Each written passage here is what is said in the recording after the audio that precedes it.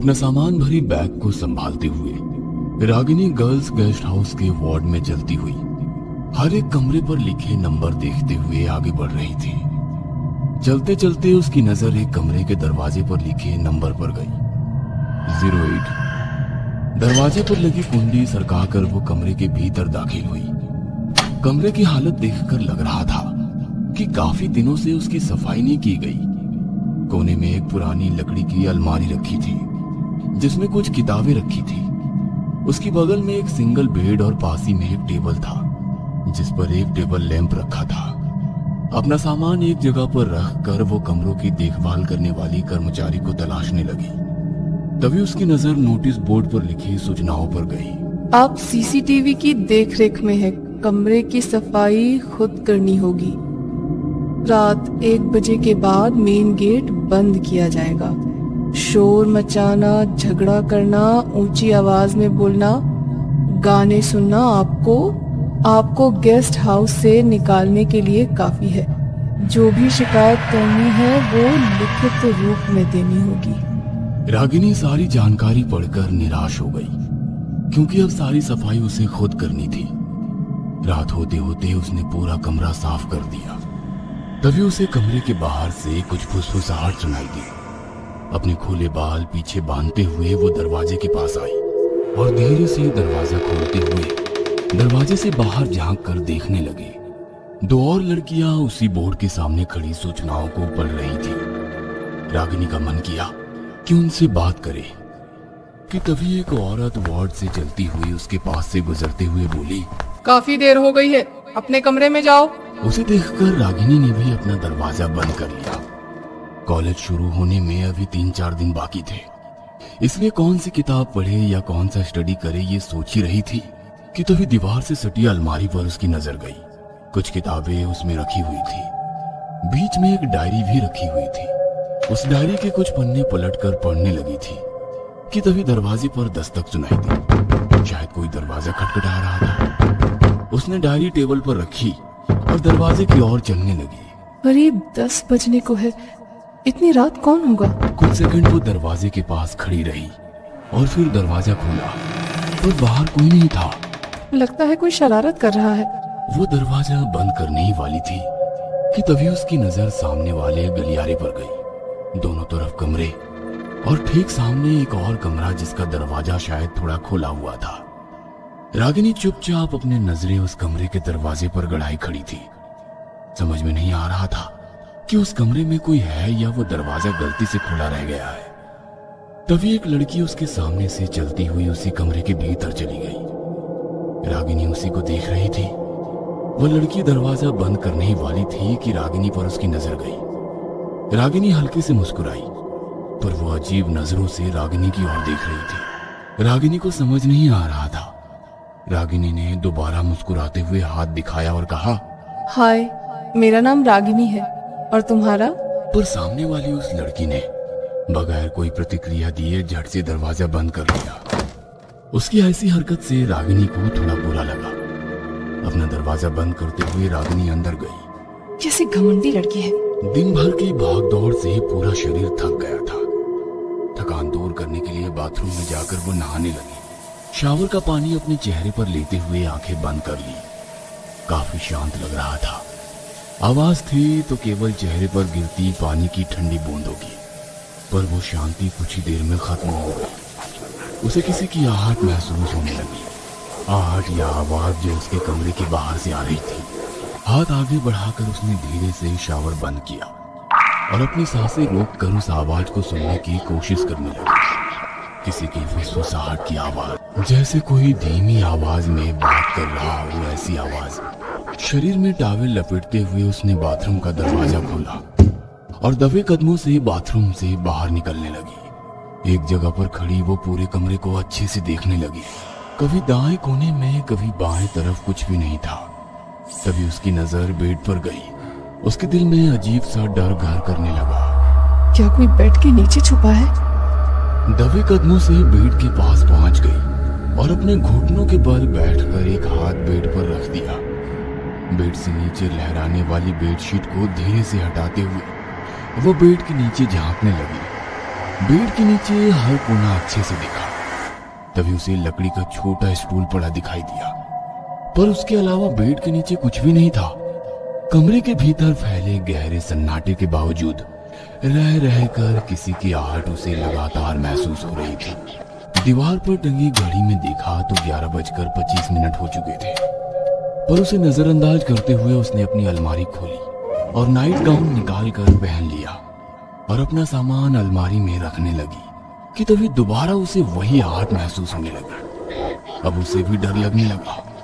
उसने दरवाजे की ओर देखा।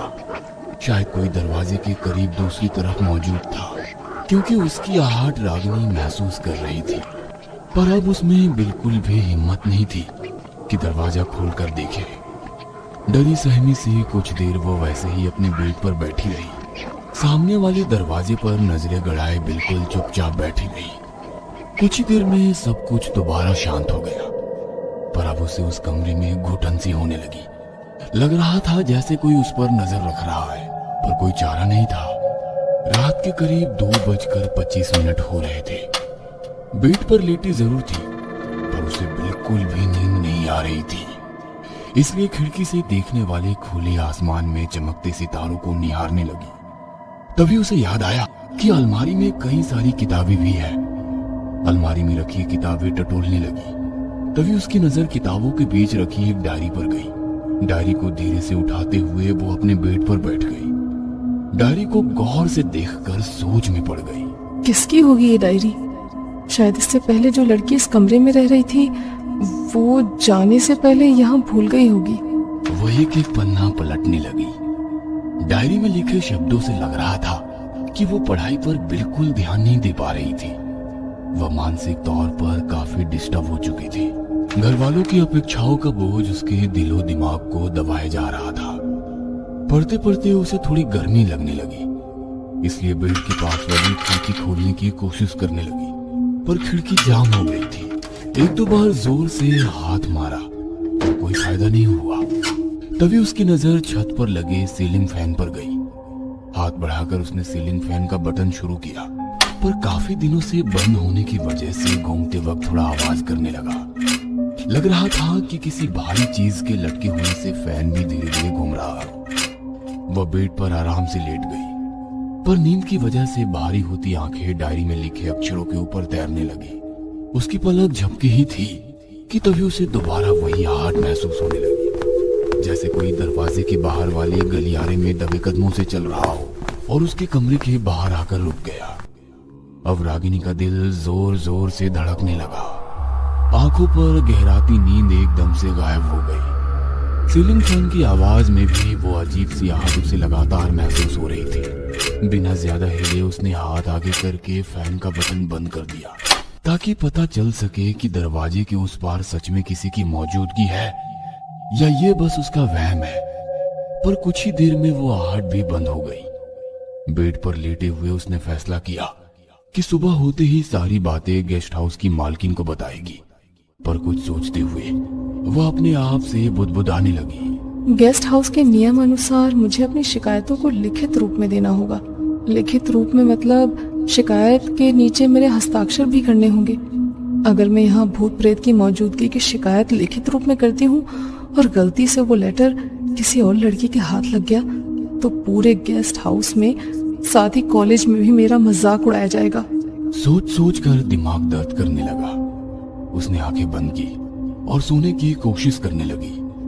कमरे के भीतर हल्की धुंधली रोशनी फैली हुई थी। एक लड़की बेड पर रखे छोटे स्टूल पर खड़ी फूट फूट कर रो रही थी। अपने ओढ़नी को सीलिंग फैन को कसकर बांधा और दूसरे सिरे को अपने गले में बांधते हुए बोलने लगी। मेरा दिमाग फट रहा है। पढ़ाई का बोझ और घर वालों की अपेक्षाएं मैं पूरी नहीं कर सकती। पापा, मुझे माफ कर दो, मुझे माफ कर दो। और अपने पैरों के नीचे वाले स्टूल को उसने झट से गिरा दिया। कुछ देर तक पैरों की झंझनाहट के साथ सीलिंग फैन की कर्र कर्र जैसी आवाज भी कमरे में गूंजने लगी। और तभी रागिनी झट से उठकर बैठ गई। वह सपना देख रही थी, पर सुबह हो चुकी थी। पास वाली खिड़की से बाहर देखा तो आसमान हल्के केशरी रंग से भरने लगा। अपने बालों को ऊपर बांधते हुए वो कमरे से बाहर निकली और गेस्ट हाउस की मालकिन के कमरे की ओर चलने लगी। रात वाली घटनाओं से काफी परेशान होने के कारण वो मालकिन से शिकायत करने का मन बना चुकी थी। पहले बात करके देखती हूँ, लिखित में मांगेंगी तो बाद में देखेंगे। मालकिन के कमरे का दरवाजा खुला ही था। वो चुपचाप अंदर चली गई। खुशकिस्मती से अंदर पहले ही कुछ लड़कियां मौजूद थी। वो भी उनके पीछे जाकर खड़ी हो गई। एक अधेड़ उम्र की महिला सोफे के ऊपर बैठी चाय पी रही थी। तभी एक लड़की ने कहा, आंटी जी, कल रात हमें काफी देर तक एक अजीब सी आहट महसूस हो रही थी, अजीब सी आवाजें आ रही थी। रागिनी भी पीछे खड़ी सब कुछ चुपचाप सुन रही थी। तभी मालकिन ने चाय का खाली कप सामने वाली टेबल पर रख दिया और बोली, चलो मुझे दिखाओ कहाँ आपको ये महसूस हो रहा था। गेस्ट हाउस की मालकिन उठकर बाहर आ गई। सभी लड़कियों को लेकर कमरों के गलियारे में आ गई। तभी सामने वाले कमरे के आधे खुले दरवाजे से एक लड़की झांक कर देखने लगी। जैसे उसे सब कुछ पता था, इसलिए वो सब कुछ चुपचाप देखे जा रही थी। गेस्ट हाउस की मालकिन ने उसकी तरफ देखकर अनदेखा किया। वार्ड में चलते चलते वो एकदम से रुक गई। सभी लड़कियों की ओर देखते हुए कहा, जो आपने महसूस किया वो सच है। पढ़ाई के टेंशन से एक लड़की ने सीलिंग फैन से लटक कर आत्महत्या कर ली थी। तब से यहाँ ये सब महसूस हो रहा है, पर उसने आज तक किसी को नुकसान नहीं पहुँचाया। कॉलेज शुरू होते ही यहाँ आने वाली नई लड़कियों को ये अजीब लगता है, पर हमारे लिए ये सब आम है। बस उसे पसंद नहीं कि कोई उसके कमरे के बाहर टहलता रहे। जिस कमरे में उसने खुदकुशी की थी, उस कमरे को बड़ा सा ताला लगाकर बंद कर दिया गया है, इसीलिए घबराने की कोई जरूरत नहीं। इतना कहकर वो वहाँ से जाने लगी। तभी एक लड़की ने पूछा, उस लड़की का नाम क्या था? चलते चलते वो एकदम से रुक गई। पीछे मुड़कर देखते हुए उसने मुस्कुराते हुए कहा, नाम था नहीं, नाम है। मतलब आज भी वो हमारे साथ रहती है।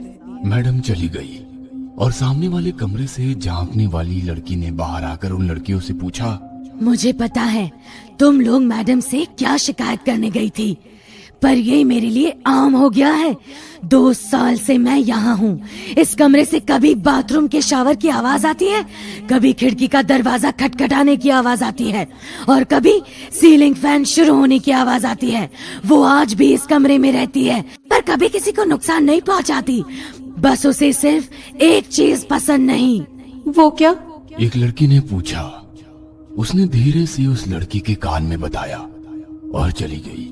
बाकी लड़कियां भी उसे पूछते हुए उसके कमरे में चली गई। उन सब की तरफ देखते हुए रागिनी ने कहा, बस कोई मेरे कमरे के दरवाजे के बाहर खड़ा होकर ताका झांकी करे, ये पसंद नहीं। इतना कहकर रागिनी उस ताला लगाकर बंद किए गए 8 नंबर कमरे वाले दरवाजे से आर पार चली गई।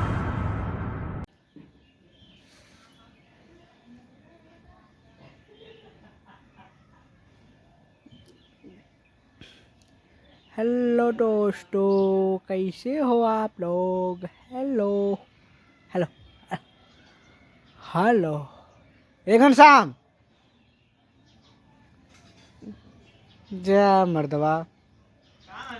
बे मर्दे नहीं तो से उम्मीद ना रहा ली है। बे मर्दवा नहीं तो जब से आयल बाटिन तू भाई घर से निकल ना आया। लगा तो पिंटू चलेंगे, तू ही लेवे वाला आया। हमें लगा तो शंका होता मैं तो आ लच्छर सही ना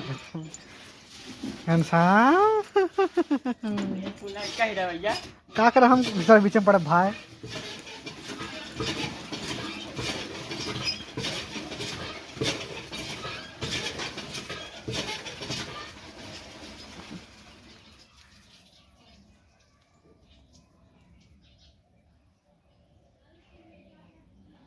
घनश्याम फिर भागे थे हमारा छोड़ के यहाँ रहा तो किड़िया में समझला।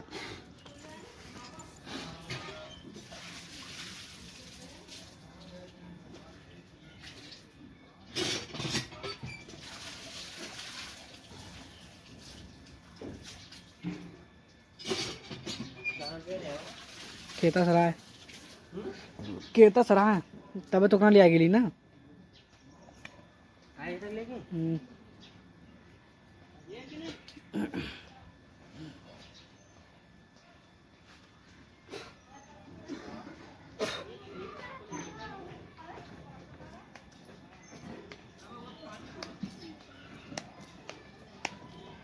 पानी गिर लड़के कुल निकाल के हाँ लड़का ना धोई के वही खाए दो लाइली अच्छा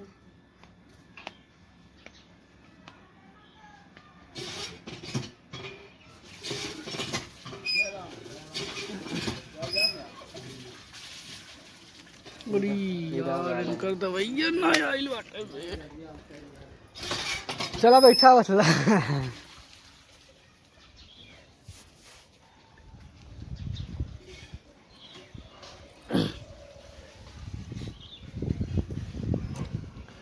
तोहार बुखार की दवाई तो मिल गई बाटे, लेकिन पेशाब वाली दवाई रहा ली है दुकान वहाँ मिल ना पाए जहाँ नहीं रही हम।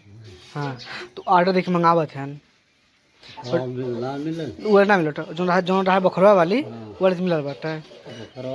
हाँ और वो वाली गैली आने का ना बाटे का तो ऑर्डर के मंगा ली तो के मंगावत हैं वो वाली बात ना।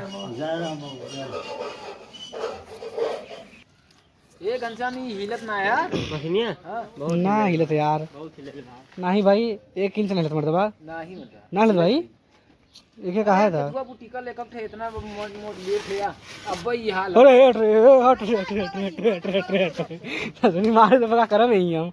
अरे तार आई गेले जाने तू तो ही करी तो ढकाली वहाँ अम्मा बांध अम्मा अम्मा वो बगल बांध है पहले के पास वो कौन सी दुकान है वो साइकिल दिखाने लगे ठीक है से ले दे हाँ टाइट रहा है राइट हाँ और टाइट हाँ ये मतलब घाम लगी बाना थे पतंग का ये लुक जाओ इनकरे वो मुक्कम लेके है मर बाना मर्दबा यहाँ मस्त घाम लगे वो मुक्कम लेके पटको में बाना कहाँ मुकोम का थम बानी अरे डंडा डाल अंदर में डंडा मुक्कल तो वहाँ सिलाब भैल है अंदर कहाँ सिला पूरा खुलल बाटे अंदर से सिलाब भैल है हमरा लौकत ना खेमा फुटल बाटे वो का हो मुक्को का हो दिखाओ तो लौकत ना हो हमरा लौकत तो हम अम्मन का ना हो बधी उम्मा ने खास करियो ऊपर नहीं उतना ऊपर नहीं ही सही रास्ता पानी इतना बहुत कहाँ घूमत लाल रहे हैं वो देखा बाबा घर में बाबा दादी को रुक जा कहना मार बाबू कहाँ बात है जा